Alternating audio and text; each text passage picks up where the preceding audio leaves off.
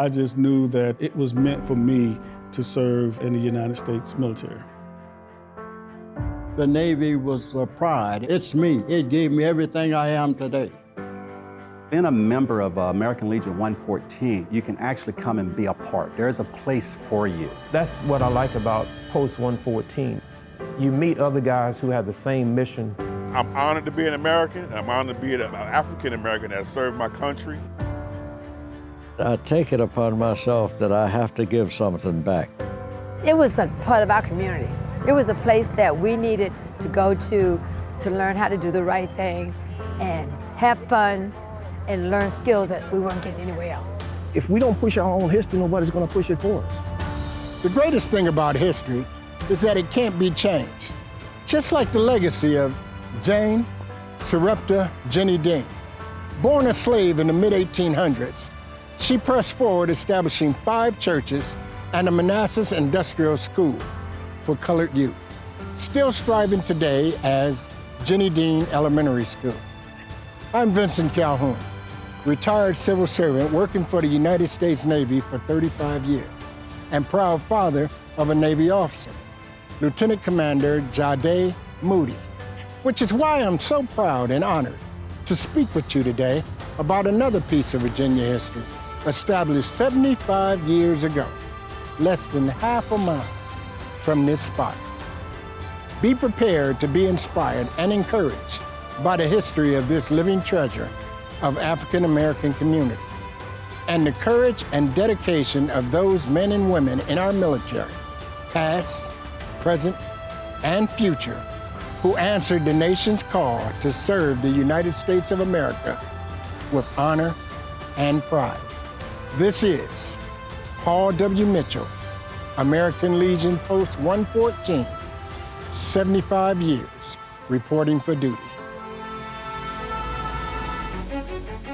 I grew up in a family where service was big. So on the Odom side, service became big, doing stuff for your community. From my mom's side was more of the patriotic side. When I was a kid plowing in the backfield, I used to watch the blimp fly over during World War II, so I got interested in aviation. So when I turned 17, I made my leap. I went to a military boarding school, and when I graduated from the military school, I went to college, and they had ROTC, so that's what got me into the military. 2 days after my 18th birthday, I joined the military as a U.S. paratrooper. I went in the Army on January 31st, 1951. You remember the day, huh? Hell yeah. As the African American Civil War Museum in Washington, D.C. vibrantly displays, the black soldier has always been on the front line. From the estimated 9,000 black patriots who fought in the Continental Army during the Revolutionary War in the late 1700s, to the over 186,000 black men who reported for duty during the Civil War.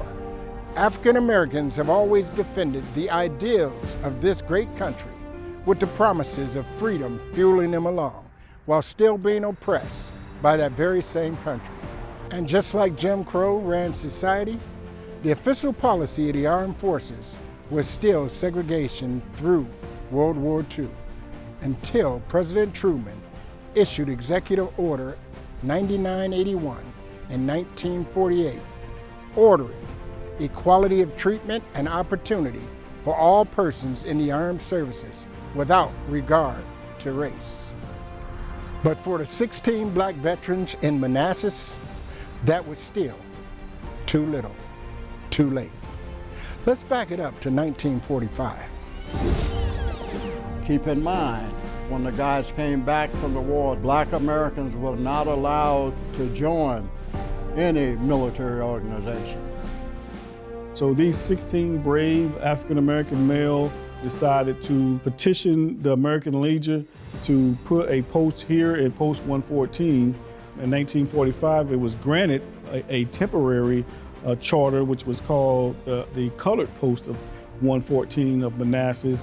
And then 1 year later, they received their permanent charter, which replaced the word Colored Post to American Legion Post 114.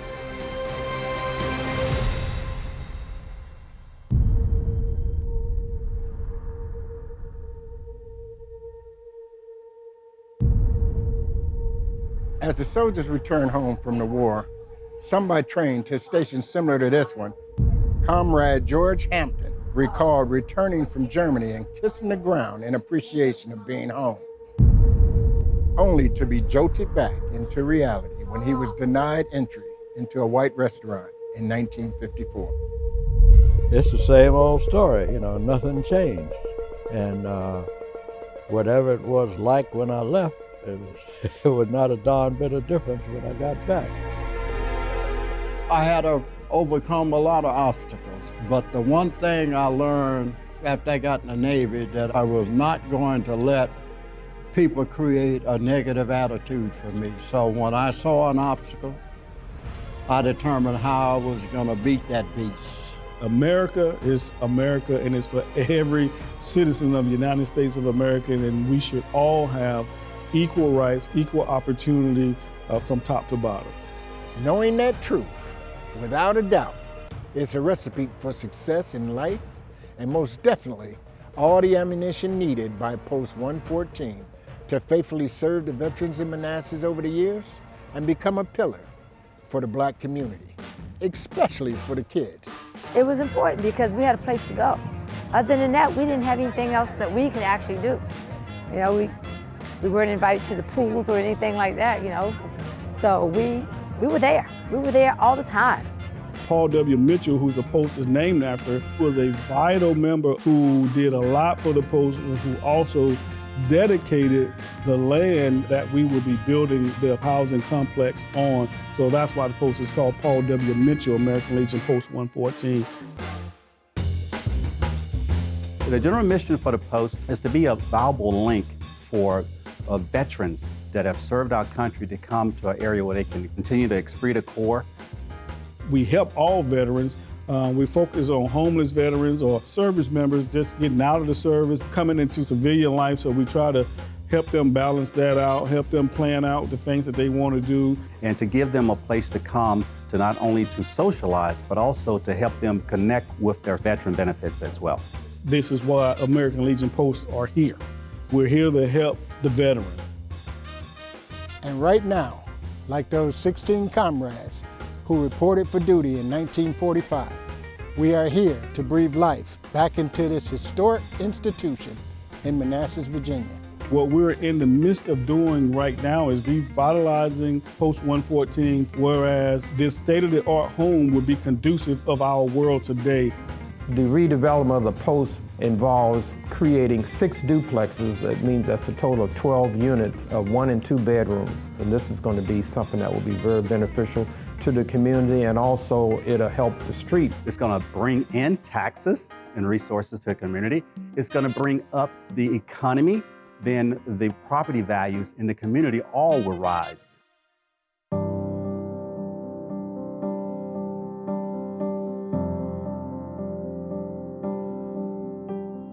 Going with the slogan, freedom ain't free.